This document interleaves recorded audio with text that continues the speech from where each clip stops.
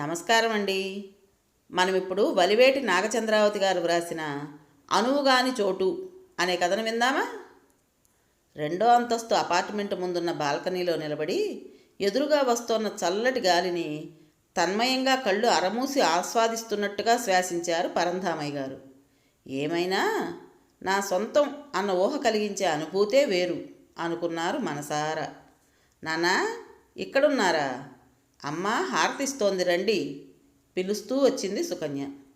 పరంధామయ్య గారు లోపలికి నడిచారు. హారతి కళ్ళకద్దుకుని ప్రసాదం నోట్లో వేసుకున్నారు. పూజకి గది ప్రత్యేకంగా ఉండాలి, ఎన్నేళ్ల కోరికో ఇది. మొత్తానికి నెరవేర్చారు. పూజ గది గోడలకు తగిలించిన 101 దేవుళ్ల పటాలని భక్తిగా చూస్తూ ప్రసన్నంగా అన్నది భార్య ఆదిలక్ష్మి. మొత్తానికి నెరవేర్చారు అన్న మాటలో ఏదో శ్లేష వినిపించి నవ్వుకుంటూ యువతలకొచ్చారు పరంధామయ్య గారు. 5 ఏళ్ల క్రితమే కొన్నారు ఈ అపార్ట్మెంటు. ఇక్కడున్న సౌకర్యాల మీద ఇంట్లో వాళ్ళందరికీ ఆశే. తనకి మాత్రం ఆ ఇంటి మీద వచ్చే రాబడి మీద ఆశ. మరి మోసేవాడికే కదా తెలిసేది కావడి బరువు. మొత్తానికి తన చేత అనిపించి ఆదిలక్ష్మి ఈ ఇంట్లో పాల పొంగలు పెట్టడానికి 5 ఏళ్ళు పట్టింది. అందుకే ఆ చెణుకు. నాన్న, ఇటు చూడండి. సుకన్య పిలుపు విని అటుగా చూశారు. ఆ హాలు పడమటి వైపున కిటికీ పక్కగా తన పడక్కుర్చీ. ఎప్పుడో తను చదువుకునే రోజుల్లో తండ్రి తన కోసం ప్రత్యేకంగా చేయించిన ఆ పడక్కుర్చీ అంటే తనకు అభిమానం. అద్దె ఇళ్లలో దాన్ని వాల్చడానికే చోట్లేదని తనెప్పుడూ విచారిస్తూ ఉండేవాడు. ఇప్పుడు దాన్ని ఇక్కడ తెచ్చిపెట్టి ఇల్లు మార్చడం వల్ల మీ కోరిక కూడా తీరింది చూశారా అని తనని ఖుషీ చేయాలని చూస్తోంది పిచ్చిపిల్ల. సుకన్య వంక ఆపేక్షగా చూసి నవ్వారు పరంధామయ్య గారు. భార్య కూతురు కలిసి తెచ్చిన సామాన్లన్నీ విప్పి సర్దుకుంటుంటే సావకాశంగా పడకుర్చీలో వాలి చూడసాగారు. సెకండ్ హ్యాండ్ అయినా సిటీలో పోస్ట్ లొకాలిటీలో అంత పెద్ద హైక్లాస్ అపార్ట్మెంట్ కొనడం అంటే పరంధామయ్య గారు లాంటి తెలుగు మాస్టార్కి తాహతుకు మించిందే. అయినా సాధ్యపడింది అంటే కాలం అప్పుడు ఆయనకి కలిసి వచ్చింది అనుకోవాల్సిందే. అప్పట్లో ఆయనకి అన్నగారికి కలిపి పిత్రార్జితమైన మామిడి తోట కొంత ఉండేది. అన్నగారు దీర్ఘ వ్యాధితో మంచం బట్టి అప్పుల పాలై తోట అమ్మేద్దాం పరంధామా అన్నాడు. సరేననక తప్పలేదు. అదృష్టవశాత్తు ఆ సమయంలో అక్కడ రియల్ ఎస్టేట్ వాళ్ళు ఫ్లాట్లు వేస్తుండటంతో తోట ధర బాగానే పలికింది. తన వాటా పైకం అనుకున్న దానికంటే కొంత ఎక్కువగానే చేతికొచ్చింది. కానీ ఏదో వెలితి. స్థిరాస్తి వెనక దన్నుగా ఉండి ధైర్యాన్ని ఇచ్చేది. ఈ కరెన్సీ చంచలం. డబ్బు చూసేసరికి ఆదిలక్ష్మి పలకసర్లు చేయించుకుంటానంది. అబ్బాయి కంప్యూటర్ అన్నాడు. అమ్మాయి మరేదో కోరింది. ఇలాగే కరిగిపోతుందేమో అని క్షణక్షణము భయమే. అలా కాకముందే ఏదో ఒకటి చెయ్యాలి అని తీవ్రంగా ఆలోచిస్తున్నప్పుడు తన సహ ఉపాధ్యాయుడు ఈ అపార్ట్మెంట్ విషయం చెప్పాడు. ఆయన నాకు మేనమామ వరుస. యుఎస్లో ఉండే కొడుకు దగ్గరికి వెళ్ళిపోతూ దీన్ని అమ్మకానికి పెట్టాడు. చాలా మంచివాడు, అత్యాశకు పోడు అన్నాడు స్నేహితుడు. కానీ ఆయన ఎంత తగ్గించిచ్చినా ఆ అపార్ట్మెంట్ విలువకి తోట డబ్బు సరిపోలేదు. ధైర్యం చేసి కొంత హౌసింగ్ లోన్ తీసుకుని అపార్ట్మెంట్ సొంతం చేసుకున్నారు పరంధామయ్య గారు. ఆ ఫ్లాట్ చూసి, ఆ ఫ్లాట్ అందం చూసి, దాని వైశాల్యం చూసి ఇంటిల్లిపాది పొంగిపోయారు. అది తమ నివాసం కొరకు కాదని, అమ్మేసిన తోట స్థానంలో మరో ఆర్థిక వనరు కావాలనే ప్రయత్నంలో మాత్రమే కొనడం జరిగిందని, అంతేగాక దాని మీద బోలెడు అప్పు ఉందని, దాన్ని తీర్చడం కోసమైనా అద్దెకివ్వక తప్పదని పరంధామయ్య గారి వివరణ విన్నాక నీరు గారిపోయారు. కానీ ఓ చిన్ని నమ్మకం వారి ఆశని పూర్తిగా అణగారిపోనివ్వలేదు. అంచేత బ్యాంకు లోన్ తీరడానికి అందరూ పూర్తిగా సహకరించారు.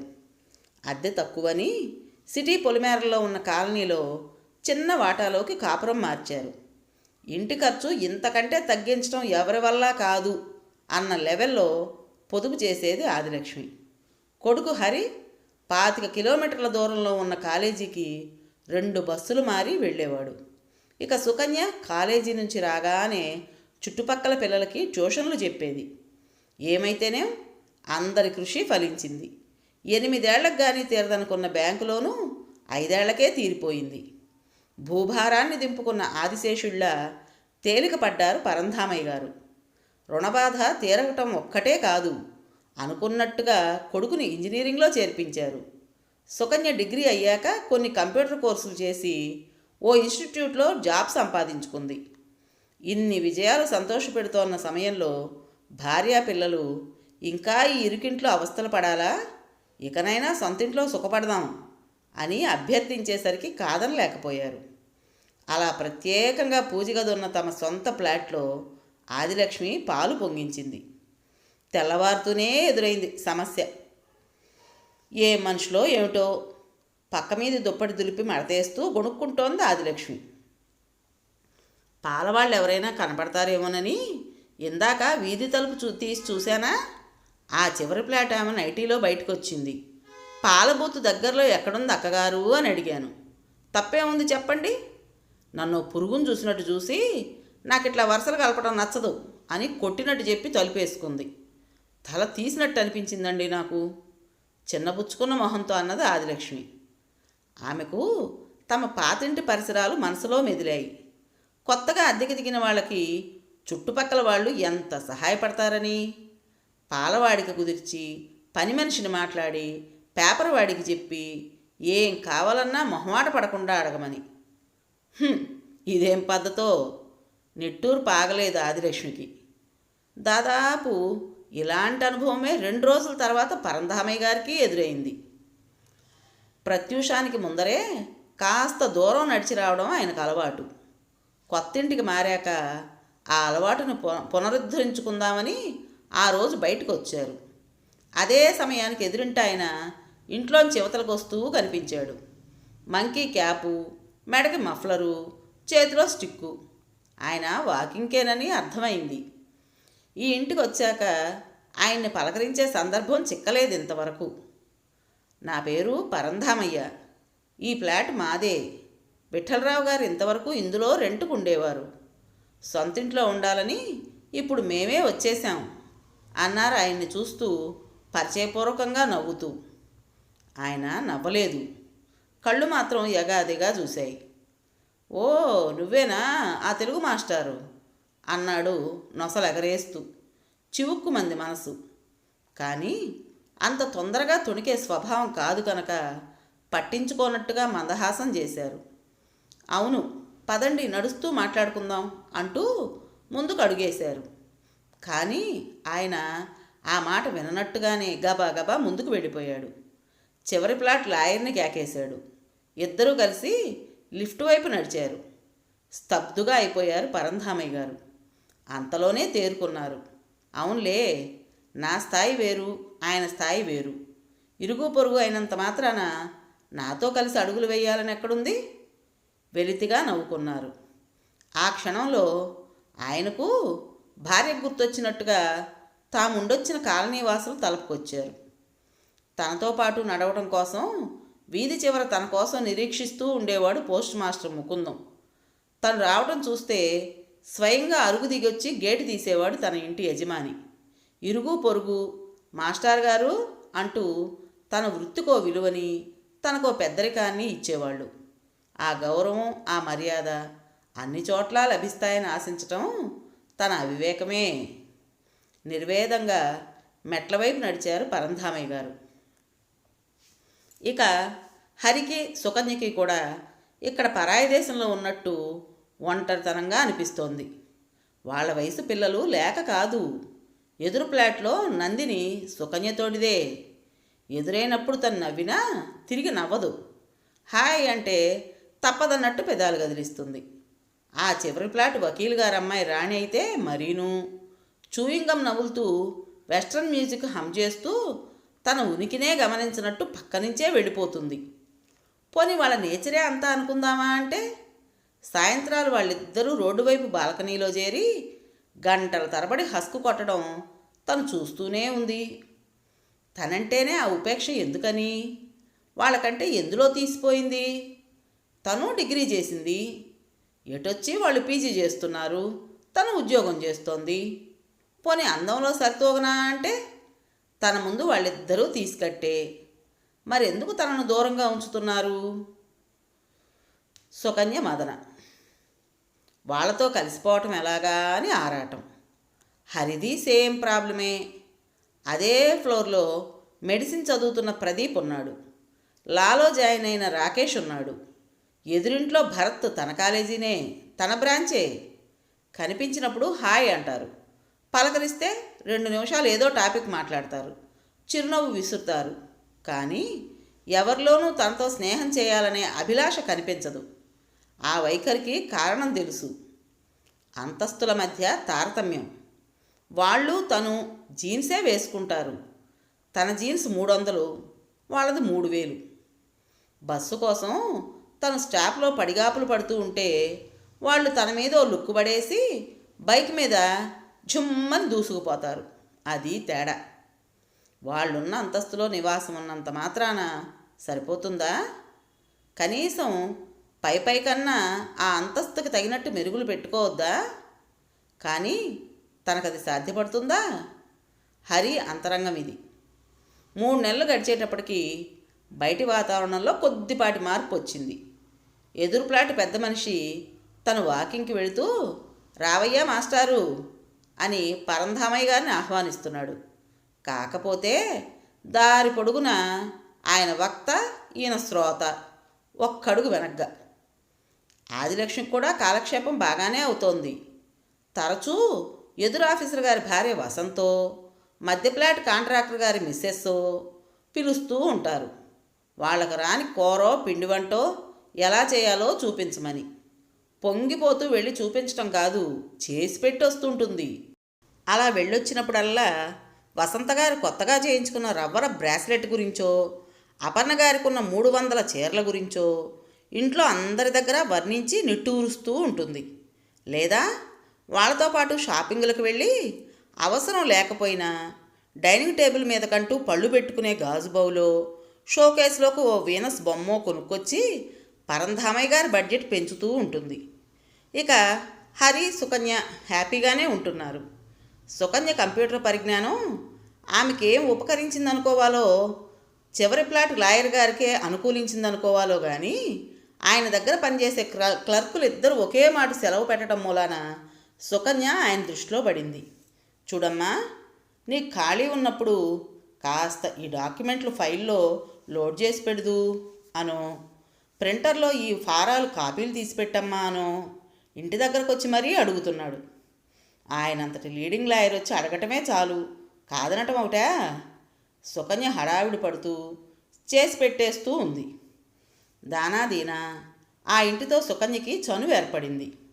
ఇప్పుడు రాణి ఆమెకెంతో క్లోజ్ అయిపోయింది. షాపింగులకి, సినిమాలకి వెంట తీసుకువెడుతోంది. తండ్రికి సాయం చేస్తున్నందుకు అని చెప్పకుండా చిన్న చిన్న గిఫ్ట్లు కొనిపెడుతూ ఉంటుంది. తమబోటి ఈ తరం అమ్మాయిలు నడకలోనూ, మాటలోనూ, చూపులోనూ, వేషధారణలోనూ ఎంత మోడ్రన్గా, ఎంత డైనమిక్గా ఉండాలో ఎడ్యుకేట్ చేస్తుంటుంది. విత్తనాలు నాటుకునే తరుణం. అవి తిండి గింజలైనా, మత్తు గింజలైనా చక్కగా మొలకెత్తుతాయి. సుకన్య ఇప్పుడు చాలా ఉత్సాహంగా ఉంటుంది. హరి ఈ మధ్య ఇంటికి అప్పుడప్పుడు త్వరగా వస్తున్నాడు. ఏరా అంటే, భరత్ బైక్ మీద లిఫ్ట్ ఇచ్చాడమ్మా, 10 నిమిషాల్లో వచ్చేశాను. బస్సులో ఆ తొక్కిసలాట్లో నిలబడలేక చెమటతో తడిచి ముద్దై చచ్చేవాణ్ణి. ఇవాళ హాయిగా ఉంది అంటాడు హుషారుగా. మొత్తానికి అందరూ హ్యాపీ. ఒక్క పరంధామి గారికే ఎందుకో ఏదో నచ్చట్లేదు. తాము కష్టాలు పడ్డారు, కష్టాల్లో బతికే వాళ్ళ మధ్య బతికారు. కష్టపడటం అంటే ఎంత కష్టమో తెలిసి స్పందించారు. ఇప్పుడు కష్టం అంటే ఏమిటో తెలియని వాళ్ళ దగ్గరకు వచ్చి పడ్డారు. ఈ మార్పు తమకి మేలు చేస్తుందా, చెడుకు దారితీస్తుందా? పోన్లే, ప్రస్తుతానికి ఎలాగోలా అడ్జస్ట్ అయ్యారు, అది చాలు అనుకున్నారు మధ్యతరగతి మనస్తత్వంతో ఎప్పట్లాగే సమాధాన పడిపోతూ. అమ్మా, ఇవాళ శాలరీ అందుతుంది, సాయంత్రం అట్నుంచి అటే షాపుకు వెళ్ళి బట్టలు తెచ్చేసుకుంటాను, సరేనా? కాస్త ఆలస్యమైనా కంగారు పడకు, తల్లితో చెబుతోంది సుకన్య. 10 రోజుల్లో సంక్రాంతి, అది హడావుడి. దిద్దిన స్లిప్ టెస్ట్ పేపర్లు కట్టకడుతోన్న పరంధామయ్య గారు విన్నారా మాట. అదేంటి, అమ్మతో కలిసి వెళ్ళవా? తను తెచ్చుకోవాలిగా. ఇప్పటి వరకు తల్లి కూతుళ్ళు ఇద్దరూ కలిసి వెళ్ళడమే అలవాటు మరి. అమ్మ అపర్ణ గారితో పెడుతోందట మధ్యాహ్నం. రాణి సాయంత్రం మా ఇన్స్టిట్యూట్కి వస్తానంది. మేమిద్దరం చేద్దామనుకుంటున్నాం షాపింగ్, చెప్పింది సుకన్య. హతోస్మి అనుకున్నారు పరంధామయ్య గారు. స్కూల్కు వెళ్లే ముందర ఆదిలక్ష్మి చేతికి డబ్బులు ఇచ్చారు. అన్నయ్యకి వదినికి కూడా బట్టలు తీసుకోవాలి, గుర్తుందిగా అన్నారు హెచ్చరింపుగా. అన్నది ఆదిలక్ష్మి. తిరిగి ఆయన సాయంత్రం స్కూల్ నుంచి ఇల్లు చేరేసరికి తల్లి కూతుళ్ళిద్దరూ ప్యాకెట్లు విప్పి ఒకరు తెచ్చినవి ఇంకొకరికి చూపించుకునే ముచ్చట్లో ఉన్నారు. సుకన్య తెచ్చుకున్న బట్టలు చూసి ఫక్తు శాకాహారి విస్తట్లో చికెన్ ముక్క చూసినట్టు విస్తుపోయారు పరంధామయ్య గారు. 2 షేడ్లలో ఉన్న జీన్స్, వాటి మీదకి ఏవేవో వెర్రిమొర్రి రాతలు ప్రింట్ చేసి ఉన్న టీషర్ట్లు, బ్లాక్ కలర్ మిడ్డీ, దాని మీద గులాబీ రంగు టాపు, చీరో తప్పితే చుడీదారో తప్ప ఇప్పటి వరకు మరోటి కట్టి ఎరగని కూతురా ఇవి తెచ్చుకున్నది. పాత కాలనీలో అయితే అందరివి బీసీ కాలం వాలకాలే. అక్కడ ఉన్నప్పుడు ఇలాంటివి చూస్తే ఎబ్బెట్టు అనిపించేవి నాకు కూడా. ఇక్కడ ఇలాంటివి వేసుకోకపోవటమే ఎబ్బెట్టుగా ఉంటోంది. రోమ్లో రోమన్లాగే ఉండాలి కదా, అందుకే ఇవి తెచ్చుకున్నాను. బాగున్నాయి కదా నాన్న? రాణి అయితే నా సెలక్షన్ మార్వెలెస్ అంది. ఉలుకు పలుకు లేకుండా చూస్తోన్న తండ్రికి అడగకుండానే సమాధానం ఇచ్చింది సుకన్య. మంచి పని చేసావు. పిల్లలు ఏ కాలానికి తగ్గట్టు ఆ కాలంలో ఉండడమే ఆరోగ్యం. ఈ మాటలు అన్నది తండ్రి కాదు, తల్లి. సారీ నాన్న, ఈ నెల శాలరీలో ఏం మిగలలేదు. ఏమాత్రం విచారం లేకుండా విచారాన్ని వ్యక్తం చేసి చేతిలో బట్టల్ని మురిపంగా చూసుకుంటూ వెళ్ళింది అక్కడి నుంచి సుకన్య. తరువాయి భాగంగా తను తెచ్చిన చీరల్ని భర్త ముందు ఉంచింది ఆదిలక్ష్మి. అవి చూస్తే మతిపోయింది పరంధామయ్య గారికి. ఆవిడ ఎప్పుడు కొనుక్కున్నా 400లో వచ్చే ఏ సెమీ గద్వాల్ చీరో మ్యాక్సిమం. అలాంటిది 4000 పెట్టి పట్టు చీర ఒకటి కొట్టొచ్చినట్టు కనపడే రంగంటేనే అబ్బే అనే మనిషి జరీదారంతో నిండా ఎంబ్రాయిడరీ చేసిన ఇంకో సిల్క్ చీర ఒకటి తెచ్చుకున్నదంటే నిలువుగుడ్లు పడుతున్నాయి ఆయనకని కనిపెట్టేసింది ఆదిలక్ష్మి. ఏం చేయమంటారు, ఆ అపర్ణ గారు పట్టుపట్టి కూర్చుంది. ఈ చీర మీ పసిమి ఛాయకి బ్రహ్మాండంగా ఉంటుందంటూ తీసుకునేదాకా వదిలింది కాదు. ఇప్పుడు అందరూ ఇవే. నాకు కూడా కట్టుకోవాలనిపించింది. మీకు ఇష్టం ఉండదని తెలుసు, నొచ్చుకుంటున్నట్లుగా అంది. మరి వదిన వాళ్ళకి బట్టలు? గొంతు పెగుల్చుకుని అడిగారు పరంధామయ్య గారు. సర్లేండి, మీరిచ్చిన డబ్బు ఈ చీరలకు మొదటి వాయిదా కట్టడానికే సరిపోయింది. వాటికి కూడా ఎక్కడప్పు చేయను. చీరలు చేతికి తీసుకుని పైకి లేస్తూ, ఒక్కసారికి వాళ్ళకి పంపకపోతే కొంపలు అంటుకుపోవులేండి, తేలిగ్గా అంటూ వెళ్ళింది ఆదిలక్ష్మి. నోట మాట రాలేదు పరంధామయ్య గారికి. మౌనంగా వెళ్ళి పడకుర్చీలో కూర్చుండిపోయారు. ఎప్పుడొచ్చాడో హరి తండ్రికి దగ్గరగా స్టూల్ లాక్కుని కూర్చుని తండ్రి చేతి మీద చేయి వేశాడు. నాన్నా, వేదనాభారాన్ని మోస్తున్నట్టు రెప్పలు మూసుకున్న పరంధామయ్య గారు కళ్ళు తెరిచి ఏమిటి అన్నట్టు చూశారు. నాకు ఈ పండక్కి బట్టలు వద్దులే నాన్న.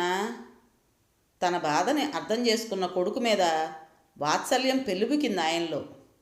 చేయెత్తి కొడుకు తల మీద ఉంచి, పర్లేదులే హరి, ఈసారికి ఎలాగో సర్దుబాటు చేస్తాలే అనబోయారు. మృదువుగా, నాకు బైక్ కావాలి నాన్న. హరి వాక్యం పూర్తి చేశాడు. ఓర్ని, వీడు వాళ్ళల్లో ఒకడేనా? నీకు కానీ పిచ్చెక్కిందా? బైక్ అంటే మాటలు అనుకుంటున్నావా? 60-70 వేలు ఎక్కడి నుంచి తెమ్మంటావు? తగని పరుగులు ఎక్కడి దాకా? చాపున్నంతవరకే కాళ్ళు చాపుకోవాలనే సూత్రాన్ని మర్చిపోయారా? ఎందుకు ఇలా తయారయ్యారు మీరు? అలివి మాలిన ఆ కోరికలేమిటి? స్తోమతకి మించి నా ఖర్చు ఏమిటి? మీరేం చేస్తున్నారో మీకేమైనా తెలుస్తోందా అన్నారు ఉద్రేకాన్ని అణుచుకుంటూ. ఇప్పుడు అంత తలకు మించిన ఖర్చు ఏం చేశాం? తీక్షణంగా అడిగింది ఆదిలక్ష్మి. ఏంటి అని నువ్వే అడుగుతున్నావా? ముగ్గురికి బట్టలు తెమ్మని డబ్బిస్తే ఒక్కదానివి తెచ్చుకున్నావు, పైగా ఇంకొంచెం అప్పు పెట్టి మరీ. ఈ వయసులో ఆ పట్టుచీర మీద అంత మోజేమిటి నీకు? సుకన్య అంతే, జీతం అంతా తగలేసి ఆ జీన్స్ తెచ్చుకుంది. కొత్తగా ఆ అలవాటు దానికి అంత ముఖ్యమా? మిమ్మల్ని చూసి వాడు ఏకంగా బైక్ అడుగుతున్నాడు. ఈ వాయిదాలన్నిటికీ డబ్బెలా కట్టగలవన్న ఆలోచన ఏమన్నా ఉందా మీకు? ఇంతకీ మీ బాధ అంతా మీ అన్నావదులకి బట్టలు తేలేదనే కదా? అసలు తనకు మాలిన ధర్మాలన్నీ మానుకుంటే మీరు బెంగపడుతున్న ఆ వాయిదాలన్నీ నిక్షేపంగా కట్టచ్చు. తనకు మాలిన ధర్మమా? ఏమంటున్నావు ఆదిలక్ష్మి? విస్తుపోతూ అడిగారు. అవును, అదే చెప్తున్నాను. నెల నెలా వాళ్ళ ఖర్చులకంటూ మీరు పంపే డబ్బు ఆపేస్తే సరి. అయినా ఎన్నాళ్ళని ఒకరి సంసారాన్ని మరో సంసారం ఆదుకోగలదు? ఎవరి తిప్పలు వాళ్ళవి. మనకి పిల్లలు ఎదిగొస్తున్నారు, వాళ్ళ బాగోగులు చూసుకుంటే చాలిక.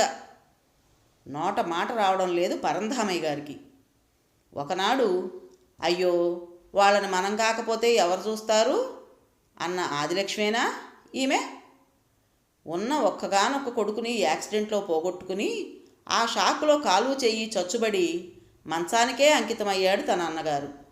ఉన్న ఆస్తంతా వైద్యానికే కరిగిపోతే అప్పడాలొత్తి విస్తర్లు కుట్టి అతి కష్టం మీద సంసారాన్ని ఎదుకొస్తున్న దీనురాలు వదినమ్మకి చిరు సాయం నెలకోసారి తను పంపే మొత్తం. తన సోదర ప్రేమని, వితరణ గుణాన్ని తన భార్యా పిల్లలు ఎంతో హర్షించారు, సహకరించారు. వారి పూర్తి మద్దతు ఉండబట్టే దీనస్థితిలో ఉన్న ఆ కుటుంబానికి ఇంతవరకు ఆసరా ఇవ్వగలిగాడు. కానీ వాళ్లే ఈరోజు ఇలా బేలగా భార్య వంక చూశారు పరంధామయ్య గారు. మేము కాదు, ఇక మీరే మా మాట వినాలి అన్నట్టు చురుగ్గా ఓ చూపు విసిరి గదిలోకి నిష్క్రమించింది ఆదిలక్ష్మి. ఆ మరుసటి రోజు పరంధామయ్య గారితో అందరూ ముభావంగానే మసులుకున్నారు.